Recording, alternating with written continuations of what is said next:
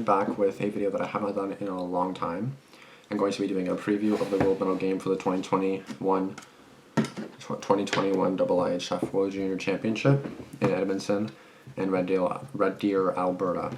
So this is going to be interesting because a lot of you guys are American and this game is going to be Canada versus the United States. So there's a lot to say about this, so I'm just going to get right into it.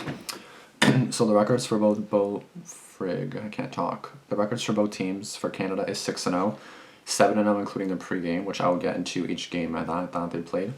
But the US is 5-1. I'm not too sure if they played a pregame, but I'm just going to say they're 6-1 with the pregame, assuming they won that one. So USA did lose their opener, only to win 5 straight since then. Canada has never lost a game nor trailed at any time in this tournament. Canada has always led. They never gave up a 5-on-5 goal. They've been absolutely amazing. I can't even explain, which I'll get into. So Devin Levi is going to be a really key factor for Canada as he has logged 3 shutouts in 6 games, which of course I'll get into that as well. He has only allowed 3 goals.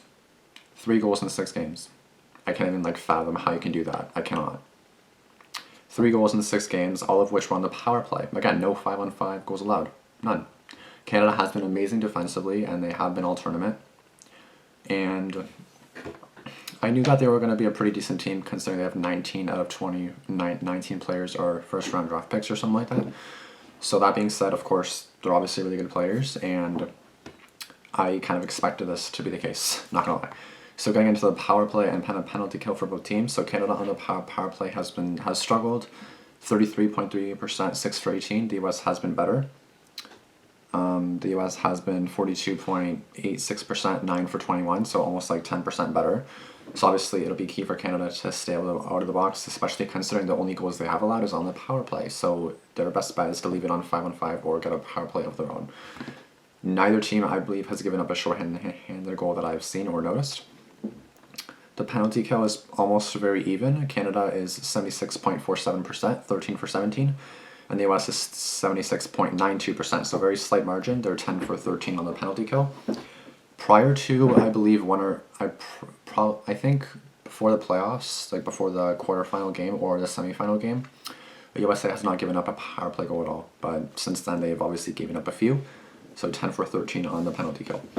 So the team save percentages for both teams, Canada is obviously better considering they've only allowed 4 goals. Devin Levi only allowed 3 on the power play. So Canada, the team save percentage is 0.968, and the US is 9.927%. So obviously both very good, but obviously Canada's is obviously better. So team penalties taken, 59 for Canada and 40 for the USA. So it's obviously key for Canada to stay out of the box, especially considering how good USA's power play is. And when I've noticed some kill penalties, Canada, they're good, but they're not as good as they should be for having such a good team. You know what I mean? So that definitely could improve, as well as the power play. There was a game where, I don't know which game was it, but I think it was the quarterfinal, it was the quarterfinal game against the Czech Republic, where Canada scored 4 seconds after the power play ended, which of course that's good enough for me because they still scored, but it's not considered a power play goal. So, but to me it's just kind of a bit late, so it's almost a power play goal, but obviously that doesn't count.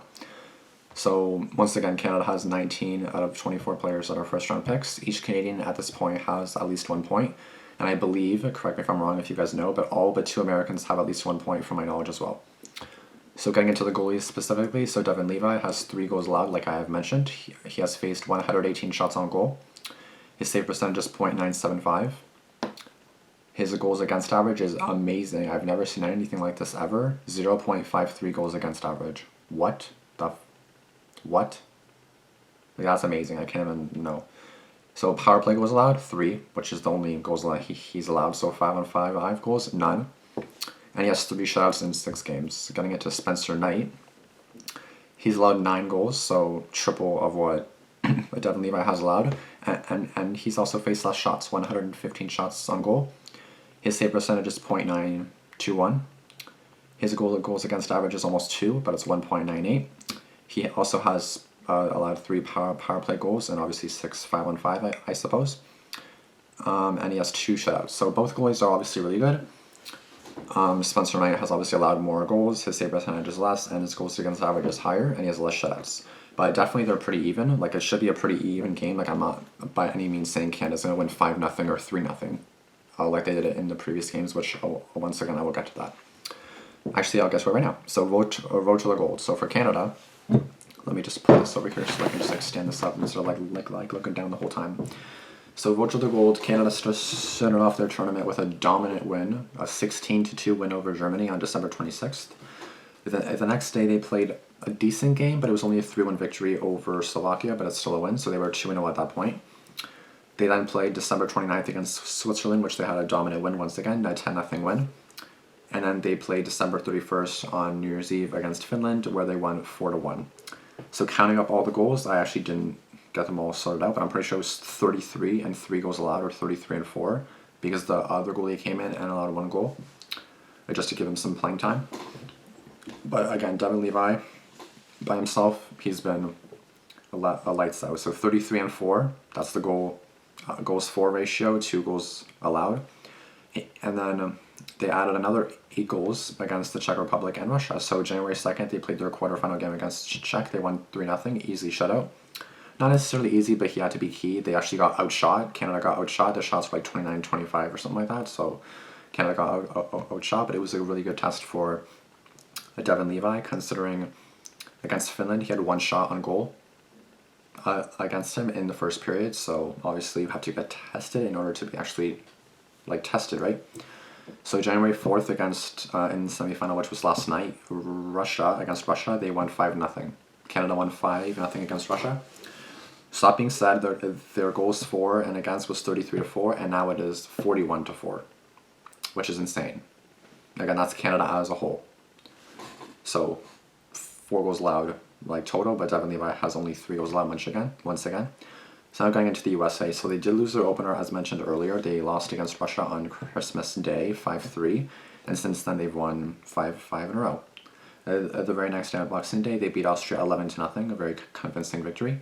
December 29th, they beat the Czech Republic 7-0, another convincing victory. And then they had another shutout on December 31st. Wait, did I put something wrong here? Because I swear to God, I thought, okay, maybe someone else played for that game. Okay. So December 31st, they shut out Sweden, so 3 shutouts in a row. I assume I assume Spencer Knight was only in 2 of those games, considering it said that he only had 2 shutouts. Then going into the quarterfinal, January 2nd, Slovakia, they did win 5-2, which I'm not going to lie, I was voting for Slovakia because I knew that Canada would play Slovakia if that was the case. And not only that, Slovakia has never really been in the semi-final game ever, so we kind of wanted them to win, me and my friend. But of course, USA prevailed, and January 4th, yesterday, they beat Finland 4-3 yesterday. That was a really good game. Like, I'll get into that right now, actually, because that was actually a really good game. It was 1-0 USA, then they tied it on the power play Finland, so it's 1-1. Then on a breakaway, I don't know who scored, I don't have any like names specifically, but USA scored to make it 2-1. A minute or so later, they had a double minor, they scored on 1, and then it was 3-1 USA, and I was like, fuck. Again, most of you guys are probably Americans, so don't mind me, I just don't like the States. That's probably not that I don't like the States, it's just that like when Canada plays the States, I'm like, oh, I really want to win, like, I don't know. It's just like a really big rivalry, not that I hate the States, I just like, it's like I hate the US players, I'm like, yeah, like I want to win, you know? So don't take offense to that, but yeah. So it was 3-1 USA at that point. Finland scored on a really good goal to make it 3-2, and then they scored later on the power play to make it 3-3, and I was like, yes. Me and my friend were like, yes. Like me and him were partying as if Canada was winning, like as if Canada just tied it in the gold medal game or something. Like I don't understand. It was funny, and then I forgot his name. Arthur somebody scored within like a minute and something left, and I was actually really pissed at that because I wanted to see an overtime, because like 3-on-3 overtime is exciting as hell. Like who the hell doesn't want to see 3-on-3? Like you would see a bunch of breakaways, a bunch of 2-on-1s, 3-on-1s, breakaways. Like it's really good. Like I love that. Anyway, that being said, they did win 4-3 against Finland, and Finland is out, and so is Russia. Or not out. They now play in the bronze medal game, which I'm not going to do a preview on that just because like no one really cares about the bronze medal game. Let's be honest here. But that game will be Finland versus Russia, which I do think is a pretty even game, but obviously neither team cares about the bronze medal. But someone actually did bring up a good point to me. They said, when you win gold, you actually win, like you win the game to win gold. And then when you win the bronze, you actually win the game to win bronze. When you get silver, you don't win silver, you get it because like you're a loser. Like you just get silver because like you're a loser. That's what it is. So I didn't look at it like that, and I was kind of like, oh yeah, like that's actually right, because like you don't really win silver, like you just get it because like you're a loser, like you know what I mean, because you lost. So, anyways, moving on to the previous gold medal matchups. So for the like previous gold medal matchup between these two teams, at least, that was 2017 in Montreal, where the USA came back from two goal deficits. I believe it was 2-0 Canada, then 4-2 Canada, and each time the US came back to tie it 2-2 and then 4-4, in which it went to a shootout, well, overtime and then a shootout, and then the USA scored the lone goal in the 5 rounds. And obviously the goalies stopped all the shots, and USA won gold in Montreal in 2017. So that was USA's last gold medal, which I wasn't even that upset. I remember I was kind of like, oh damn, like I don't know, it's just not really a good way to like. I'm pretty sure you guys would agree. It's not really a good way to end off a tournament in a gold medal game, like a shootout. Come on now, like it's better in overtime. It's more like a team effort. You know what I mean? Like I do like shootouts, but not in a gold medal game, or even a semi or quarterfinal. No, like in prelim or pregame, yes, but not anything like actually playoff game. You know what I mean? Like that's not cool. That's in my opinion, at least. So here's also another very important note to note. The USA has won the last 3 gold medal games against Canada, so 3 straight. They will look to make it 4, while Canada will look to break that streak. And this is the 5th meeting between the two teams in the gold medal game, where again the States have won 3 or 4, in which they will try to win 4 or 5 against Canada. So going into the gold medal games, not gonna like dissect too much into it. Just gonna say, in 1997, that was the last time Canada won gold against the States. So that's older than me. It's about 23 years ago, 24. Now it's 2021. So Canada won 2-0. In 2004, USA came back down 3-1 to win 4-3, which reminds me of Canada-Russia last year, which I'll get to that as well. So USA came back down 3-1 to win 4-3. I don't believe that was an overtime or anything. In 2010, they had the USA had a 5-3 lead, which they blew before Canada tied at 5-5, and then USA scored the overtime winner to win gold.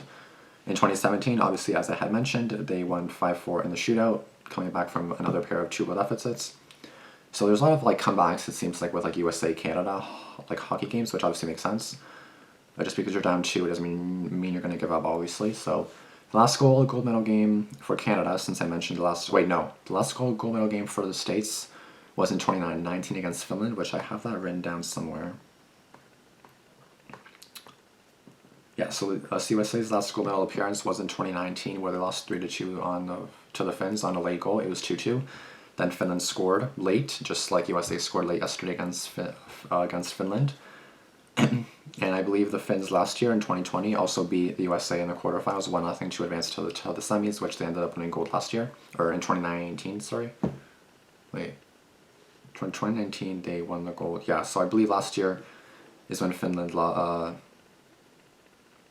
So I'm just trying to think, because I'm getting kind of scrabbled. Anyway, but I do remember USA lost to Finland 1-0, and then they lost to Finland in 2019 in the gold medal game, and then yesterday they won 4-3 on a after the Finns came back to score, and then they also scored a late goal, which I will get into as well, because they in the gold medal games, and actually like a bunch of these games, there's been a lot of like ties, and then like there's been scores in the last few minutes, which is insane. It's insane. It really is.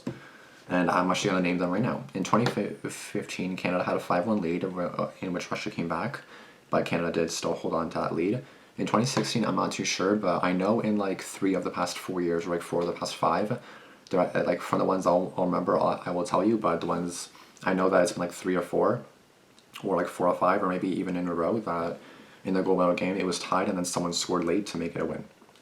So in 2017, no, that was the USA game against Canada.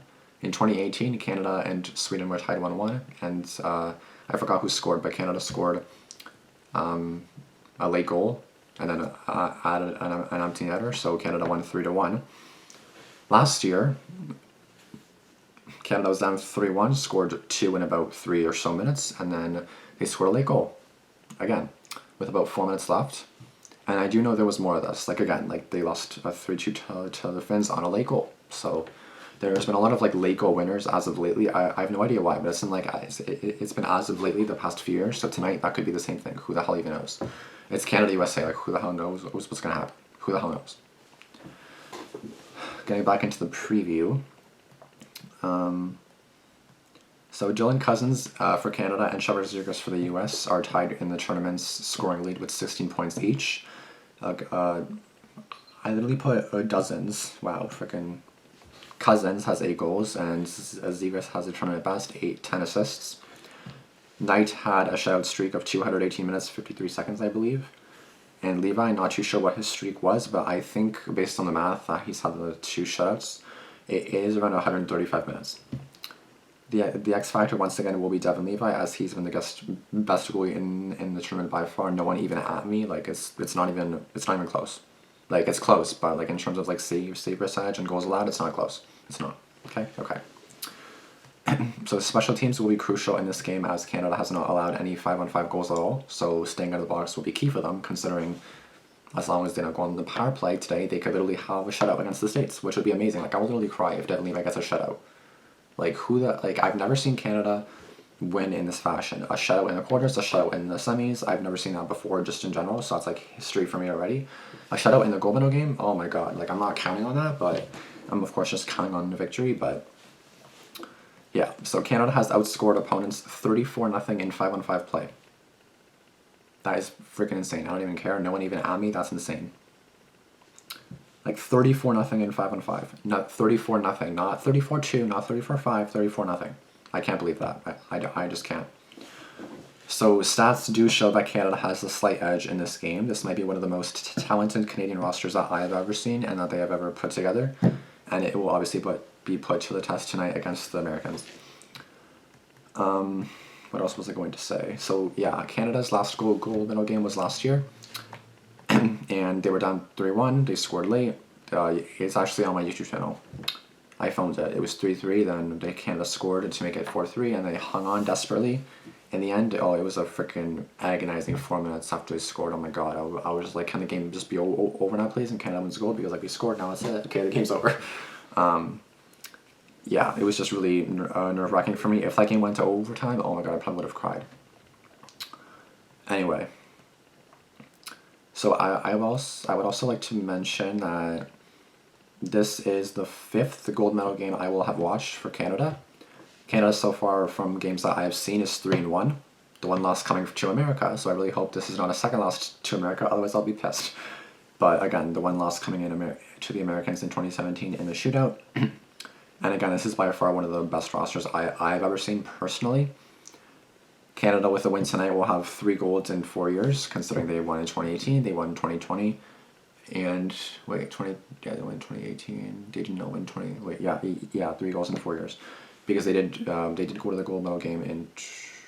I don't know if I did the math there right. I think it's 3 goals in 4 years or 3 goals in 5 years, but it's one of those. As of right now, Canada won the gold last year, not the year before, but then they won the year before that. So it's like Canada wins, then Finland, then Canada, then Finland, but it's not going to be Finland this year.